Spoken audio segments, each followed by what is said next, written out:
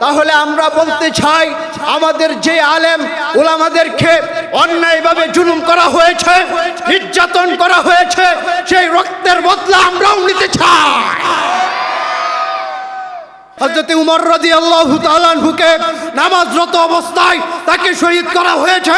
হযরত হাসান এবং হুসাইনকে ইরাকের প্রান্তরে তাকে হত্যা করা হয়েছে। এরপরও ইসলাম কিন্তু দমে যায় না। আল্লাহ তাআলার একটি আয়াত আমি পাঠ করলাম। আয়াতের মধ্যে বলা হয়েছে, কুনতুম খায়রা উম্মাতিন উখরিজাত লিন-নাস তা'মুরুনা বিল মা'রুফি ওয়া তানহাউনা আনিল মুনকার। আল্লাহ তাআলা তোমাদেরকে প্রেরণ করেছেন, মানুষদেরকে বের করেছেন এবং তোমাদেরকে উত্তম জাতি হিসাবে তোমাদেরকে প্রেরণ করেছেন এবং তোমরা অন্যায় কাজে বাধা দিবা এবং সৎ কাজে আদেশ দিবা। ঠিক না বেঠিক? আমরা যখনই দেখতে পাবো অন্যায় তখনই আমরা করব প্রতিবাদ। আর এই প্রতিবাদ করতে গিয়ে যদি আমাদের শরীরে রক্ত জড়াইতে হয়, আমার নবী তায়েফের ময়দানে রক্ত জড়িয়েছেন। আমার নবী মুহাম্মদুর রাসূলুল্লাহ সাল্লাল্লাহু আলাইহি ওয়াসাল্লাম উহুদের ময়দানে রক্ত জড়িয়েছেন, অন্যায়ের বিরুদ্ধে প্রতিবাদ করেছেন। 13 বছর পর্যন্ত নবী যুদ্ধ করেছেন, কিন্তু বেঈমান মুশরিক ইহুদি নাসারার সামনে মাথা নত করে নাই। ঠিক না বেটে? যদি আমাদের অন্যায়ের বিরুদ্ধে প্রতিবাদ করতে গিয়ে আবারও ইমামে আজম আবু হানিফার মতো জালিমের অন্ধকারে তারা প্রকাশ্যে যদি আমাদের বিষ প্রয়োগ করে হত্যা হইতে হয়, যদি ইমাম মালিকের মতো আমাদের হত্যা হইতে হয়, আমরা এই জুলুম নির্যাতন বুক করতে প্রস্তুত আছি। তাহলেও আমরা অন্যায়ের বিরুদ্ধে প্রতিবাদ করব, অন্যায়ের বিরুদ্ধে আমরা মুখ বন্ধ করব না। ঠিক না বেটে? তাহলে আওয়াজ দিবেন তো। এইভাবে আওয়াজ কিন্তু আপনাদের হয় নাই, আরো শক্তি আওয়াজ দিতে হবে। আমি কিন্তু এখনো আপনাদের ভিতর থেকে আমার শক্তি আওয়াজ পাইতেছি না। আপনারা যদি আওয়াজ দেন তাহলে কিন্তু আমি কথা বলতে পারবো। দিবেন তো ইনশাল্লাহ? তাহলে সবাই বলি আল্লাহু আকবার, আল্লাহু আকবার, আল্লাহু আকবার। এখন আওয়াজ আছে, আওয়াজ দিতে হবে ইনশাল্লাহ। হ্যাঁ, যাই হোক, আল্লাহ তাআলা বলেন, যালিকা বিআন্নাল্লাহা মাওলাল্লাযীনা আমানু ওয়া আন্নাল কাফিরিনা লা মাওলা লাহুম। আল্লাহ রাব্বুল আলামিন বলেন যে আমি হে ঈমানদাররা তোমাদের অভিভাবক হলাম আমি আল্লাহ।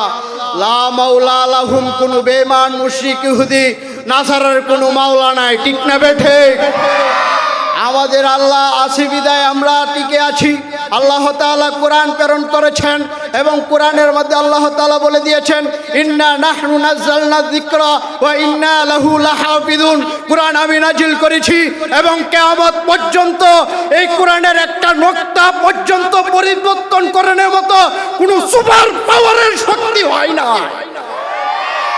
তাহলে এই কোরআন প্রেরণ করার পরে দিয়ে আমার নবী মুহাম্মদুর রাসূলুল্লাহ সাল্লাল্লাহু আলাইহি ওয়াসাল্লাম দাওয়াত দিয়েছেন বেঈমান মুশরিক ইহুদি নাসারা তাগুতের কাছে। দাওয়াত দেওয়ার পরে দিয়ে আমার নবীর উপর নির্যাতন এসেছে, হযরতে খুবাইবের উপর নির্যাতন এসেছে, হযরতে বেলালের উপর নির্যাতন এসেছে, নবীর আপন চাচা হযরতে হানজালার উপর নির্যাতন এসেছে। এই নির্যাতন বুক করেছেন নবীজি। এই নির্যাতন বুকে চাপা দিয়ে আল্লাহর কোরআনকে সাহাবায়ে কেরামরা আঁকড়ে ধরে বেঈমানের সামনে গোটা পৃথিবীতে আল্লাহ নবী সাল্লাল্লাহু আলাইহি ওয়াসাল্লামের গোলামরা এরা উপস্থিত করে দেখিয়েছেন। এখন বর্তমান যদি পৃথিবীর মধ্যে কোনো ধর্ম থাকে তাহলে এই ধর্মের নাম হলো ইসলাম। এই ইসলামকে মিটিয়ে দেওয়ার জন্য কোনো পৃথিবীতে সুপার পাওয়ার এখন পর্যন্ত তৈরি হয় নাই। অতীতেও তৈরি হইলেও নমরুদ, ফেরাউন, হামান, কারুন এরা তৈরি হয়েছিল কিন্তু পারে নাই।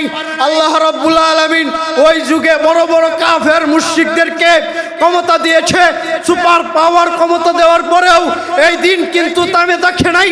আল্লাহ তাআলা রাব্বুল আলামিন বলেন, ইউরিদুনা লিইউতফিউ নূরাল্লাহি বিআফওয়াহিহিম আল্লাহু মুতিম্মু নূরিহি ওয়ালাউ কারিহাল কাফিরুন। বেঈমানরা তো চায়, ইহুদি মুশরিকরা চায়, এরা ইসলাম ধর্মটাকে মুখে ফু দিয়ে, ইসলাম ধর্মের এই প্রদীপকে মুখে ফু দিয়ে নিবানোর জন্য আল্লাহ তাআলা দ্ব্যর্থহীন ভাষায় বলে দিলেন, আল্লাহু মুতিম্মু নূরিহি ওয়ালাউ কারিহাল কাফিরুন ওয়ালাউ কারিহাল মুশরিকুন। এই বেঈমানরা, মুশরিকরা, তোরা কান পেতে শুনে রাখ, তোরা যতই ইসলামের ষড়যন্ত্র করিস না কেন, ইসলামের সামনে কোনোদিন তোরা টিকতে পারবে না। অতীতেও টিকস নাই, ঠিক না ঠিক? তাহলে এরা টিকতে পারবে না ইনশাআল্লাহ, এরা টিকতে পারবে না। আল্লাহ রাব্বুল আলামিন নবী মুহাম্মদুর রাসূলুল্লাহ সাল্লাল্লাহু আলাইহি ওয়াসাল্লাম স্বপ্নে দেখেছিলেন, তিনি স্বপ্নে দেখেছিলেন যে মক্কায় যাবেন এবং আল্লাহর ঘর তওয়াফ করবেন। সকালবেলায় সাহাবায়ে কেরামদেরকে বললেন, সাহাবায়ে কেরাম, আমি রাত্রে এটা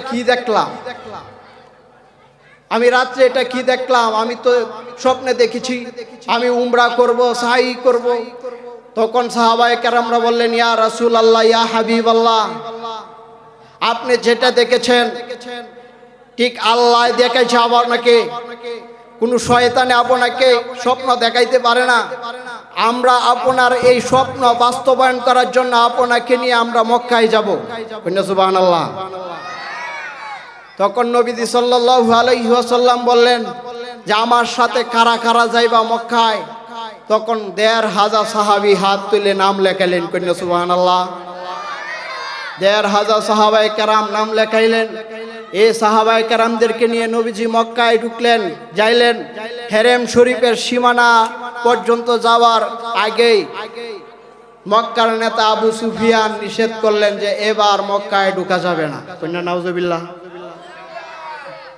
যখন মক্কায় ঢুকা যাবে না, তখন হযরতে উসমানে গনি রাদিয়াল্লাহু তাআলা আনহু বললেন যে ওগো নবী, যে আমি মানি না, আমরা মক্কায় ঢুকবই। তখন আল্লাহ নবী বললেন, উমর থামো।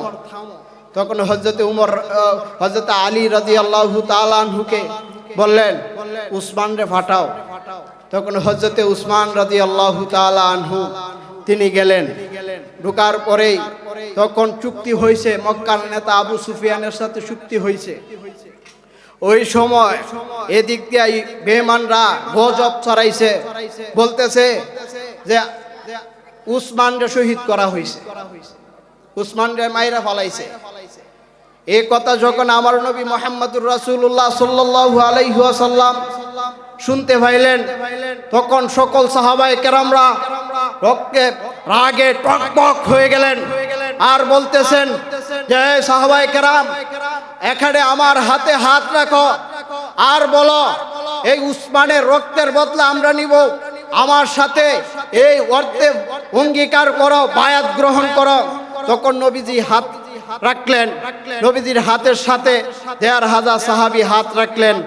এই হাত রাখার পরেই আল্লাহ তাআলা এই আয়াত নাজিল করে দিলেন, ইন্নাল্লাযীনা ইউবাইউনাকা, এই আয়াতটা নাজিল করে দিলেন। আর বললেন, ওগো নবীজি, আপনার হাতে যারা হাত রাখছে এরা আপনার হাতে হাত রাখে নাই, এরা আপনার কাছে ওয়াদা ভঙ্গ করে নাই, আমি আল্লাহর সাথে ওরা ওয়াদা ভক্ত হয়ে গিয়েছে। তখন বললেন, উসমান তো যদি থাকতো তাহলে আজকের এই বায়াতে গ্রহণ করলো, সে শরীক হইল, এই সওয়াব থেকে সে বঞ্চিত হয়ে গিয়েছে। তখন আল্লাহ হযরতে নবী মুহাম্মদুর রাসূলুল্লাহ সাল্লাল্লাহু আলাইহি ওয়াসাল্লাম উসমানের জন্য ১৫০০ সাহাবীর হাতের উপর নবীজির হাতটা রাখলেন আর বললেন, এই হাতটা হলো উসমানের লাগি আমি রাখলাম। কন্যা সুবহানাল্লাহ। তখন হযরতে উসমান রাদিয়াল্লাহু তাআলা আনহুর রক্তের বদলা নেওয়ার জন্য আমার নবী মুহাম্মদুর রাসূলুল্লাহ সাল্লাল্লাহু আলাইহি ওয়াসাল্লাম বললেন যে এই ভিতরে কাফেরদেরকে আমরা পরাজিত করব, এই উসমানের রক্তের বদলা আমরা নিব। তাহলে আমরা বলতে চাই, আমাদের যে আলেম উলামাদেরকে অন্যায়ভাবে জুলুম করা হয়েছে, নির্যাতন করা হয়েছে, সেই রক্তের বদলা আমরাও নিতে চাই। তাহলে আমরা যখনই দেখব যে আমাদের উলামায়ে কেরামদেরকে বিনা কারণে এদেরকে মামলা দিয়েছে, জুলুম নির্যাতন ভোগ করেছে, তারা জুলুম নির্যাতন ভোগ করার পরেও এরা কিন্তু দামে দেখে নাই, তখনও এরা এই প্রদীপের আলো গোটা পৃথিবীতে প্রচার করার জন্য তারা মুষ্টি হাতে বদ্ধ করে এরা কোরআনের আলো গোটা পৃথিবীতে ছড়ায় দেওয়ার জন্য তৈরি আছে, ঠিক না বেটে? তাহলে আমরাও দেখতে চাই, আমরা বলতে চাই, আজকের এই মাহফিল থেকে পরিষ্কার ভাষায় বলতে চাই, ওই বেঈমান, ওই মুশরিক, ওই ইহুদি নাসারা, তোরা শুনে রাখ, তোরা যতই ইসলামের ষড়যন্ত্র করস, যতই কিছু করস না কেন, যারা আল্লাহর হক্কানিয়াতের হতে আছে, যারা আল্লাহর পথে থাকে, এদেরকে জুলুম নির্যাতন করে এদেরকে নিস্তব্ধ করা যায় না, এদের কণ্ঠকে রুদ্ধ করা যায় না। তাহলে আমাদের উপর যদি জুলুম আসে বেলালের মতো, আমরা জুলুম নির্যাতন বুক করব কি বুক করব না? এই জুলুম নির্যাতন আমরা সহ্য করব কি করব না? তাহলে আমার নবী মুহাম্মদুর রাসূলুল্লাহ সাল্লাল্লাহু আলাইহি ওয়াসাল্লাম হাদিস শরীফে বলেছেন, লা ইউমিনু আহাদুকুম হাত্তা আকুনা আহাব্বা ইলাইহি মিন ওয়ালিদিহি ওয়া ওয়ালাদিহি ওয়ান নাস আজমাইন। আল্লাহর নবী বলেন যে তুমি আমাকে এই হাদিসটার এর ব্যাখ্যায় এবং এটার মুফাসসিরিনে কেরামগণ বলছেন যে হযরত উমরে ফারুক যখন মুসলমান হয়, মুসলমান হওয়ার পরে আল্লাহর নবী জিজ্ঞাসা করলেন, উমর তুমি আমাকে কেমন ভালোবাসো? তখন তিনি বললেন যে মক্কার বাড়ি ঘরের থেকে আপনাকে বেশি ভালোবাসি, আমার বাবা মার থেকেও আপনাকে বেশি ভালোবাসি। নবীজি বললেন তোমার জীবনের থেকেও বেশি ভালোবাসিনি। তখন উমরে ফারুক বললেন, না, আমার জীবনের থেকে বেশি ভালোবাসতে পারি কিনা এটি চিন্তা ভাবনা করতে হবে। তখন হযরতে ওমর রাদিয়াল্লাহু তাআলা আনহুকে বললেন নবীজি যে হে উমর, তুমি এখনো তোমার জীবনের থেকেও যদি বেশি ভালো না বাসো তাহলে তুমি কামেল ইমানদার হতে পারো না। তাহলে আমাদের কথা হলো আমার নবীকে এতটুকু ভালোবাসতে হবে, তাহলে আমি মুমিন হতে পারবো। আমার মা থেকে আমার নবীকে বেশি ভালোবাসতে হবে, আমার বাবার থেকে আমার নবীকে বেশি ভালোবাসতে হবে, আমার স্ত্রী পুত্র স্থাবর অস্থাবর সকল সম্পত্তির থেকে আমার নবীকে বেশি ভালোবাসতে হবে, ঠিক না বেঠিক? তাহলে আমার নবী সম্পর্কে যদি কোনো কটূক্তি শুনতে পাই তাহলে মুসলমান সহ্য করা যাবে? সহ্য করা যাবে? সহ্য করা যাবে না। আমার নবী মুহাম্মদ, আপনারা সবাই একটু সামনে আইসা পড়েন, একটু সামনে আইসা পড়েন, পিছনে জায়গা হইতেছে না, একটু সামনে আইসা পড়ি আমরা। আমার মা বাবা থেকে বেশি ভালোবাসতে হবে। তাহলে শুনেন মুসলমান, আমার নবীকে নিয়ে যখন ফ্রান্সে কটূক্তি করা হয়েছিল, আমার নবী মুহাম্মদুর রাসূলুল্লাহর কথা যখন মুসলিম উম্মাহ শুনতে পেয়েছিলেন, তখন মুহাম্মদুর রাসূলুল্লাহর উম্মতরা এরা ঘরে বসে থাকে নাই, তখন এরা রাজপথে নেমে এই ফ্রান্সের বিরুদ্ধে এই কটূক্তির জবাব দিয়েছে, ঠিক না বেটে? তাহলে আমার নবীর কথা যদি আমরা শুনতে পাই কোথাও কটূক্তি করেছে, তাহলে মুসলমান শুনে রাখেন, যদি আমার জীবন যায় না যায় এই চিন্তা আমি করি না, আমার নবীর এই রক্তের এই কটূক্তির বদলা ইমানদাররা নিবে। তাহলে আমার নবীকে নিয়ে যখন ফ্রান্সে কটূক্তি করা হয়েছিল, পৃথিবীর মধ্যে যদি কোনো রাষ্ট্রের মধ্যে সবচেয়ে ভূমিকা পালন করে থাকে তাহলে আমার বাংলাদেশের মানুষ সবচেয়ে বেশি ভূমিকা পালন করেছে, ঠিক না বেটি? এরা বলেছে আমরা জানি না আমার জীবন থাকবে কি থাকবে না, আমি তা সহ্য করতে পারি না। আমি যখন শুনি আমার নবীর নিয়ে কটূক্তি করা হয় তখন আমি ঘরে বসে থাকতে পারি না, আমি ঘরে বসে থাকতে পারি না।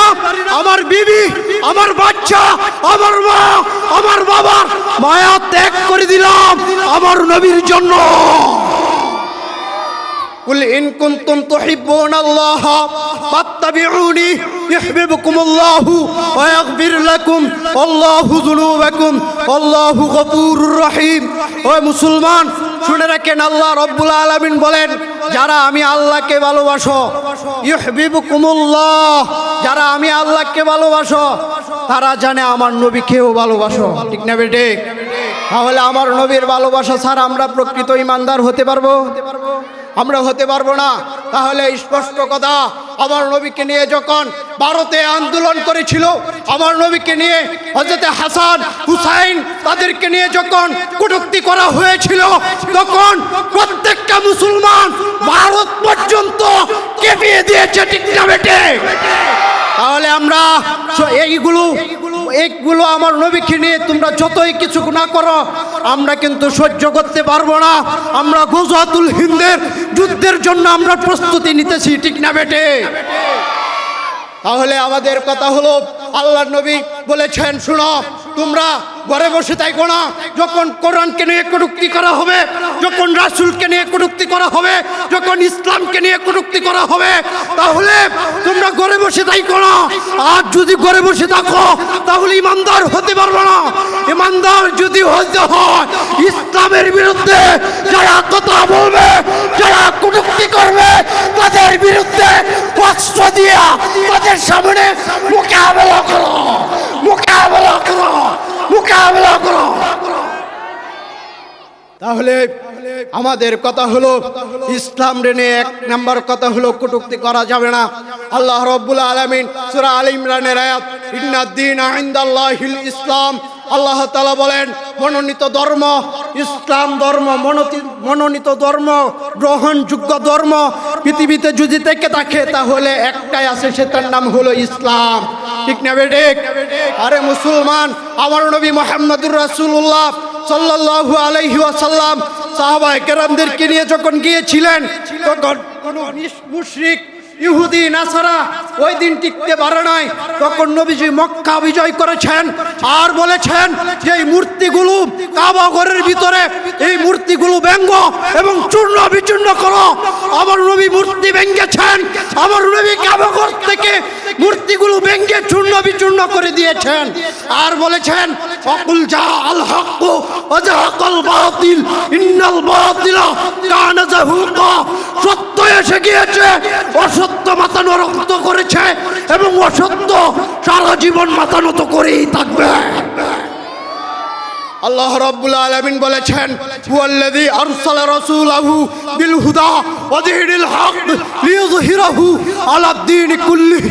হে মুহাম্মদুর রাসূলুল্লাহ সাল্লাল্লাহু আলাইহি ওয়াসাল্লাম, আপনাকে প্রেরণ করেছি যত বাকি ধর্ম আছে, সব ধর্ম বাতিল, তন্ত্র মতন্ত্র, এদের বিরুদ্ধে এবং ইসলামকে আপনি প্রতিষ্ঠিত করে থাকবেন।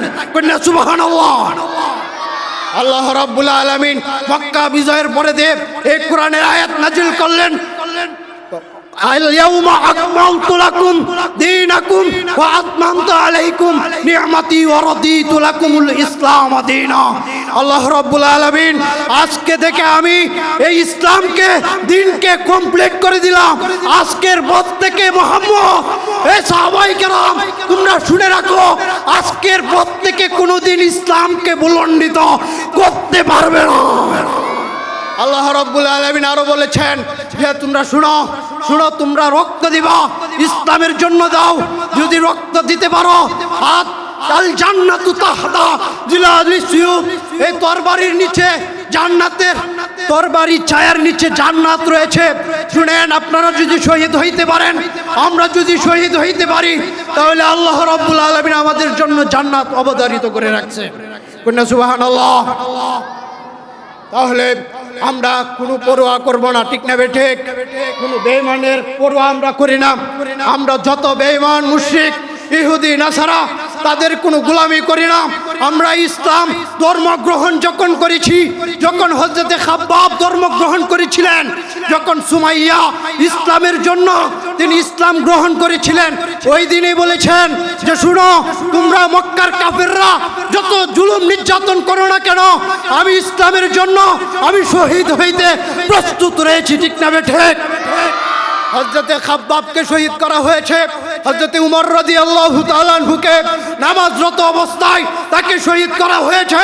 হযরতে হাসান এবং হুসাইনকে ইরাকের প্রান্তরে তাকে হত্যা করা হয়েছে। এরপরও ইসলাম কিন্তু দমে যায় না। তাহলে পরিষ্কার ভাষায় আমরা বলতে চাই, আমার নবী মুহাম্মদুর রাসূলুল্লাহ সাল্লাল্লাহু আলাইহি ওয়াসাল্লাম তিনি যখন উহুদের ময়দানে রক্তে রঞ্জিত হয়েছিলেন, তখন আল্লাহর নবী সাল্লাল্লাহু আলাইহি ওয়াসাল্লামের মাথায়, আল্লাহর নবীর মাথায় লোহার টুপি গাঁথা হয়েছে। আর নবী চাচা হযরত হানজালা যখন শুনতে পাইলেন আমার নবীর মাথায় লোহার টুপি গাচ্ছে, দান মুবারক শহীদ হয়েছে, তখন হযরত হানজালা ঘরে বসে থাকে নাই। তখন তিনি বলতেছেন যে ইসলামের জন্য আমার নবীর মাথা ভেঙ্গা হয়েছে, আমি তো সহ্য করতে পারি নাই। তখন তিনি যুদ্ধের ময়দানে রওনা হইলেন এবং ওই জায়গায় গিয়ে যুদ্ধ করতে করতে এক পর্যায়ে হযরত হানজালা শহীদ হয়ে গেলেন। কন্যা সুবহানাল্লাহ। আল্লাহর নবী সাল্লাল্লাহু আলাইহি ওয়াসাল্লাম যখন রক্তে রঞ্জিত হয়ে গেলেন উহুদের ময়দানে, তখন নবীজি এক জায়গায় রাখা হলো। তখন মক্কার নেতা আবু সুফিয়ান, কাফের আবু সুফিয়ান ওই সময় বলতেছে যে হে বেঈমানরা, আবু সুফিয়ান ওই সময় বলতেছে যে নবী মুহাম্মদুর রাসূলুল্লাহ কি এখনো বেঁচে আছে? তখন তারা বলল যে তোমরা কথা বইল না, এ বলতে থাকো, আবু সুফিয়ান বলতে থাকো। তখন ওই সময় বলতেছে যে আবু বকর কি বেঁচে আছে? আল্লাহ নবী বললেন তোমরা কথা বইল না। এরপরে বলতেছে উমর কি বেঁচে আছে? তখন তারা বললেন যে তোমরা কথা বইল না। এরপরে আবু সুফিয়ান বলতেছে, এই সময় সে একটা স্লোগান তুলেছে, উলু হুবাল, উলু হুবাল। তখন আল্লাহ নবী বললেন এই উমর, এখন আর চুপ থাকা যাবে না। এই জমিনের মধ্যে যদি কোনো স্লোগান হয় তাহলে একজনের স্লোগান হবে, তার নাম হলো আল্লাহ। ঠিক না বেঠিক? তখন হযরত উমর রাদিয়াল্লাহু তাআলা আনহুকে বললেন, এই উমর, এখন আর চুপ থাকা যাবে না। এখন বেঈমানের সামনে তুমি গুপ্ত কারিয়ে বেঈমানের মুখের উপর চোখ রেখে তুমি বলো আল্লাহু আ'লা ওয়া আজাল, আল্লাহু আ'লা ওয়া আজাল। এই জমিনের মধ্যে যদি স্লোগান উঠে তাহলে একজনের স্লোগান হবে, তার নাম হলো আল্লাহ। আল্লাহ ছাড়া আর কারো স্লোগান হতে পারে না। ঠিক না বেঠিক? বলেন আল্লাহ, আল্লাহ, আল্লাহু আকবার, আল্লাহু আকবার। নাসরুম মিনাল্লাহি ওয়া ফাতহুন করিব ওয়া আখিরি দাওয়ানা আনিল হামদুলিল্লাহি রাব্বিল আলামিন। আসসালামু আলাইকুম ওয়া রাহমাতুল্লাহি ওয়া বারাকাতুহু।